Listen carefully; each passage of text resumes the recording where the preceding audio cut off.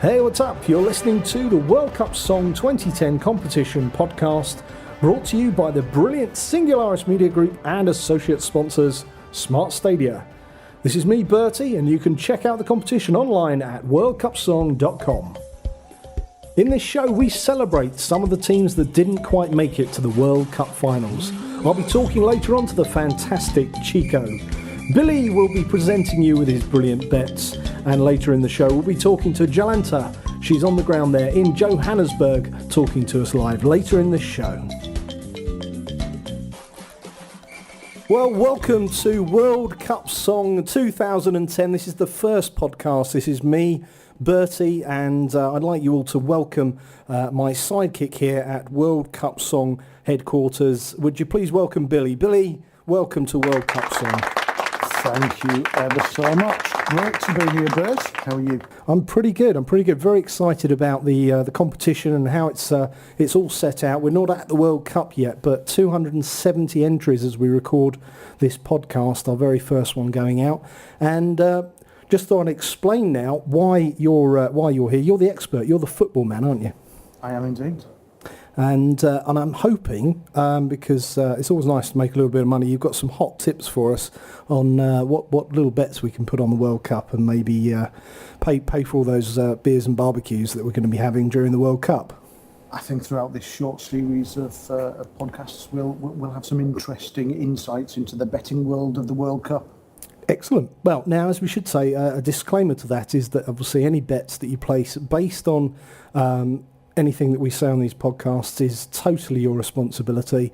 However, if you do win a rather large amount of money, we would expect some kind of credit for it. So that pretty much sets out our stall on that. Now, talking of setting out stalls, I'm just going to explain what this competition's about for those of you tuning in. worldcupsong.com. It's a competition for anyone with a song about the World Cup, their country, their team.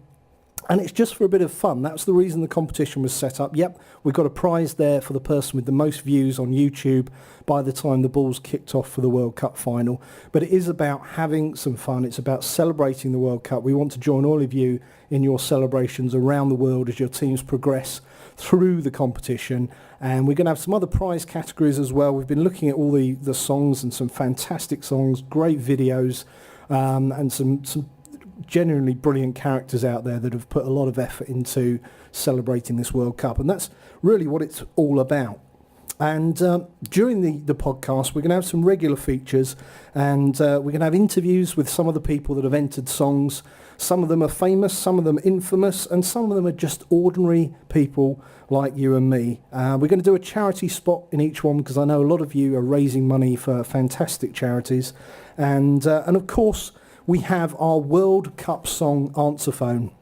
If you want to phone our World Cup Song answer phone and be featured on the podcast, we'll give you details of how you can do that a bit later on. You might want to give a shameless shout out for your favourite song.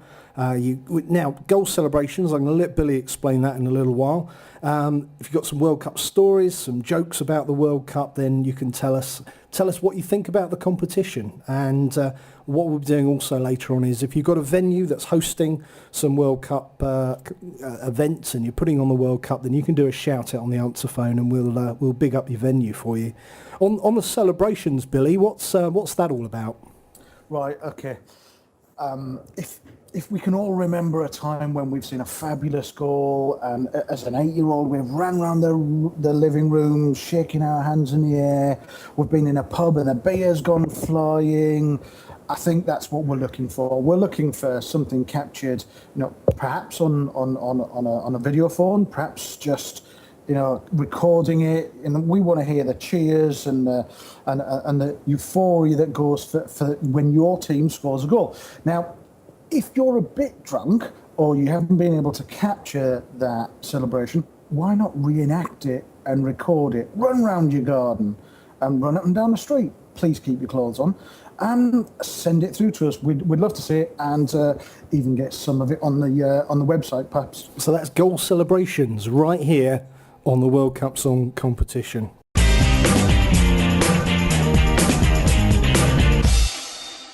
Okay, well, it's now time on World Cup Song to recognise some of those countries that didn't quite make it to the World Cup finals.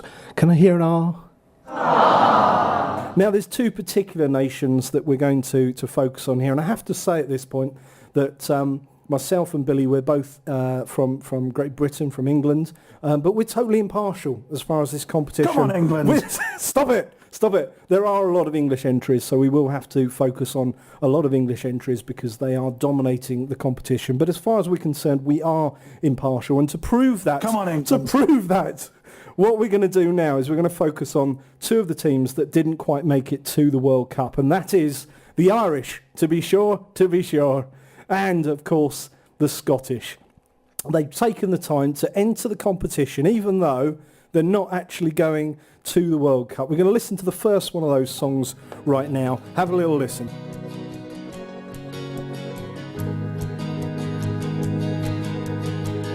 Destination Paris, Stade de France, Saint-Denis.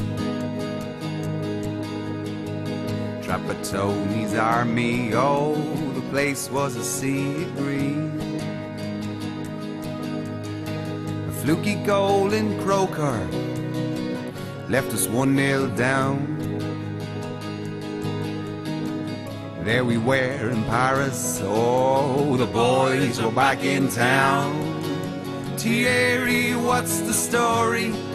That goal was just a farce.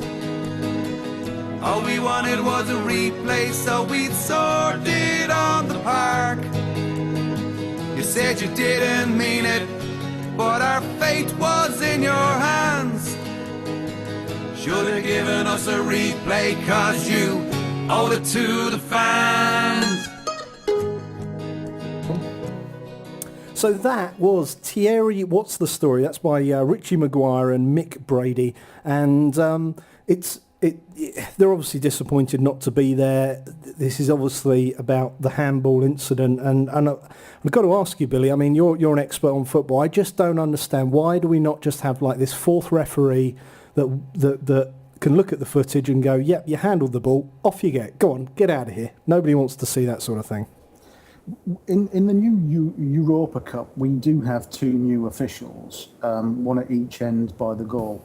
I'm not sure that they're there for that reason, but there's certainly an argument for bringing in either technology or having those two extra officials in other cup competitions. And I guess we'll find. But should it be an argument? Surely it's just common sense that if somebody has dived and they've not been touched and they've handled the ball, well, I think in this case maybe 3 times on its way to a pretty important goal that's put a team out of the World Cup. Isn't it not just common sense to go, no, right, that's it, you're out of here?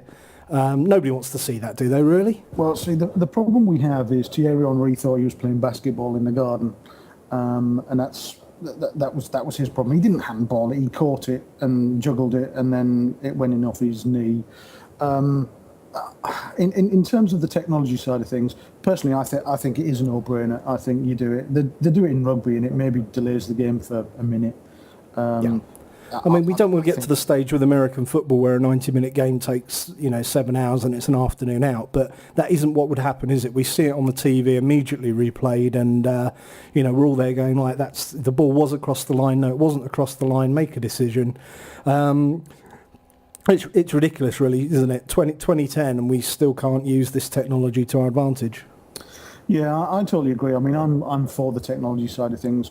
A few years ago, referees got slated for not being fit enough, and they had to go through a proper regime. And they are professionals now. It's not that many years ago that they weren't even professionals. They were just someone that had a job that on a Saturday turned up to a first division game and refereed it. But now we do have professionals that are dedicated to the sport. So we have that. We are going in the right direction, but I do think there is a case for technology in there, especially now when there's so much resting on if a goal gets you relegated or gets you through to the Champions League. I mean, it's not just money; it makes careers. That can make or break a career if you get a decision like that wrong.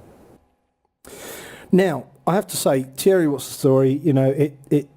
it's obviously from the heart. It's great. But Richie, Mick, what are you doing, guys? I've been listening to the lyrics because the lyrics are really important.